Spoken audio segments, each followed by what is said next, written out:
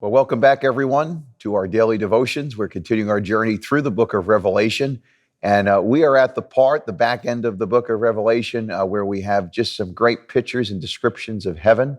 And a question that has been asked many times, and maybe you have considered this, is what is the size of heaven? And so we've titled today's devotion, How Big is Heaven? You know, you may have heard the slogan, go big or go home. You know, when it comes to God, you could easily say that he's gone very big as it pertains to heaven. See, when you begin to look at what the Bible teaches about heaven, it is enormous. It is going to beyond our own human comprehension in terms of a living space. And so we know this to be certain because the measurements of heaven are given to us here in Revelation 21. And let's read a few of these verses starting in verse 15. John says, the one who spoke with me held a golden measuring rod to measure the city, to measure its gates and its wall. The city is laid out in a square. That's the cube we talked about in yesterday's devotion. Its length and width are the same. He measured the city with a rod at 1,200 stadia. Its length, width, and height are equal. Then he measured its wall, 144 cubits according to human measurement, which the angel used. Okay, so this is pretty remarkable here, what we're reading. And I wanted to break that down for you based on just transliterating this over.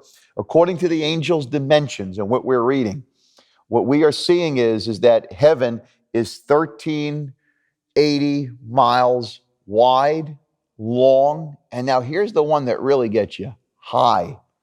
You're talking about an incredible amount of space. Now, to put that into our own perspective here on earth, that means that this new city, which again, the capital city of heaven, this new city is 10 times larger than Germany and France, 20 times bigger than New Zealand, and 40 times bigger than England. That's remarkable when you begin to think about that.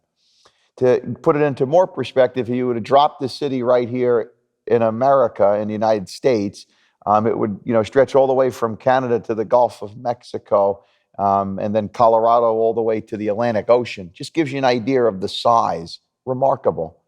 And what I truly appreciate, not only how long it is and how wide it is, which is remarkable. Again, 1,380 miles long and wide. That's pretty incredible.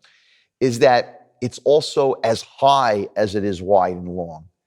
So some have estimated that to be, when you begin to look it up and you begin to see how high that is and how big it is.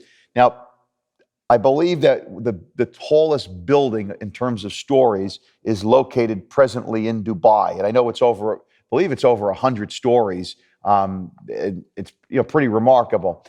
Now, if you take this exact figure of 1,380 and then you divided it by people space and the regulation heights of ceilings and so forth and on, you're talking about close to 650 stories. Okay, so what a remarkable view this will be. You won't even be able to stand on the bottom and look up. I mean, think about the tallest building you've ever seen.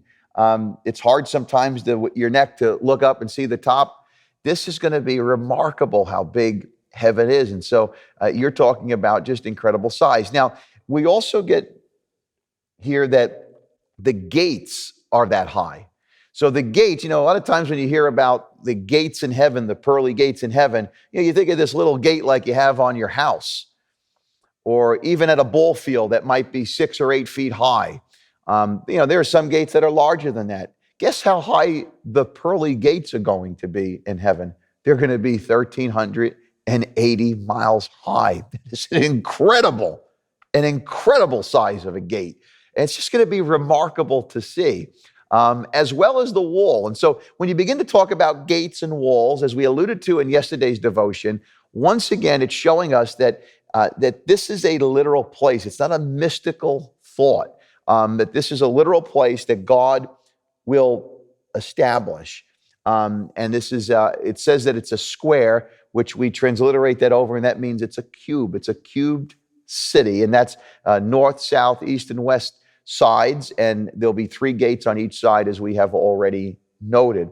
Now, there's been some concern people have had is how is heaven going to fit everybody? You don't need to worry about that. First of all, God has taken all this into account. He knows who is going to confess his son as Savior before they do, okay? Before I did, before you did. So God's taken heaven into account. There will be more than enough room. You're not going to be on a waiting list to get into heaven. There's no purgatory because there's no space. You don't have to start out somewhere. You know, like today, you start out in an apartment and then maybe you get a town home and then eventually you get another house. It's not going to be like that. There's going to be plenty of space. And people have thrown out figures based on potentially what the population could be in heaven. Listen, nobody knows what the population is in heaven.